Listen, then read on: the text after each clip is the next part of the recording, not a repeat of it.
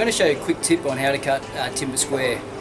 Normally with these large pieces of timber, it's a bit hard to put into a drop saw. Normally you put it on a drop saw, you'd set it at 0, and it's going to cut it nice and square. Whereas with this larger piece here, it's a bit hard, a bit awkward to get on the table and get on the saw. So we're going to cut it freehand with a power saw and a big builder's set square.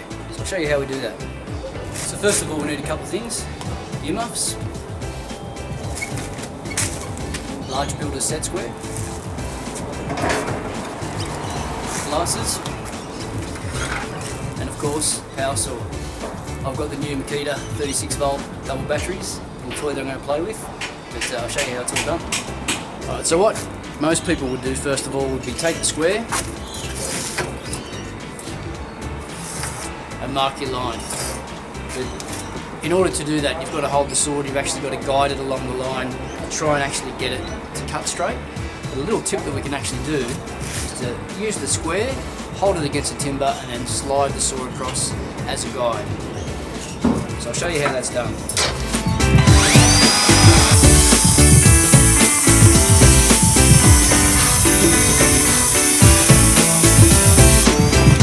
So what that does, using the square as a guide, it allows the saw just to cut along nice and neatly. Alright, so you can see here when the square's laid flat, there's not a lot of an edge, there's a little bit of an edge, but there's still a chance that the saw can slip up over that.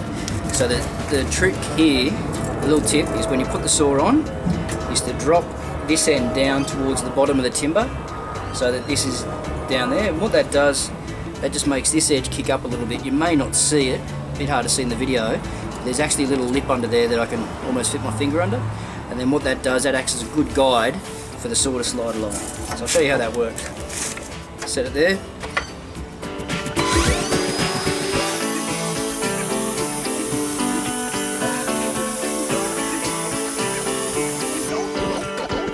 And what that does, that now gives us a nice square, clean edge through there that we can work off. Another thing to remember if you're new to power saws and you're just learning some basic hand skills is whenever you start a power saw, never have it tight against the timber. You don't want the blade actually touching the timber, because what will happen when you start it up, it can kick back or it can jam and it can cause a lot of injuries.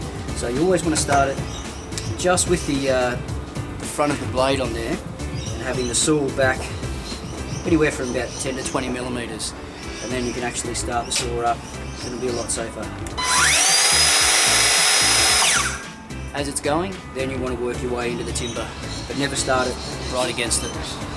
So I'll write down the length of my timber, I'll make sure the other end has already been cut square, and then I'll measure back, mark it, I'll set the square up, run the saw straight through and let the offcut drop.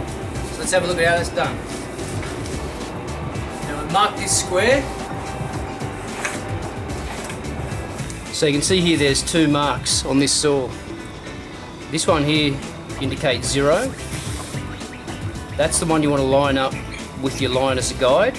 So once you get that there, you can then put your square on the opposite side here to help take it through as a guide. And you've also got this other mark here which is set at 45 degrees.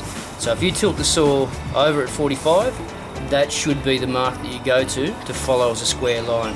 So it's always good to use these guides at the front here, just to make a nice straight cut. And then I also use the square as a guide to control the saw as I cut through.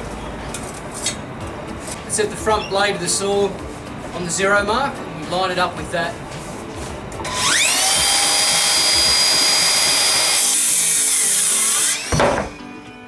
So you can see by giving the saw a good push through at the end, it allows that offcut to drop down nicely. If I had stopped partway near the end, the weight of the timber would have come down, caused the saw to jam, and even worse, probably caused a lot of the timber to split up the end.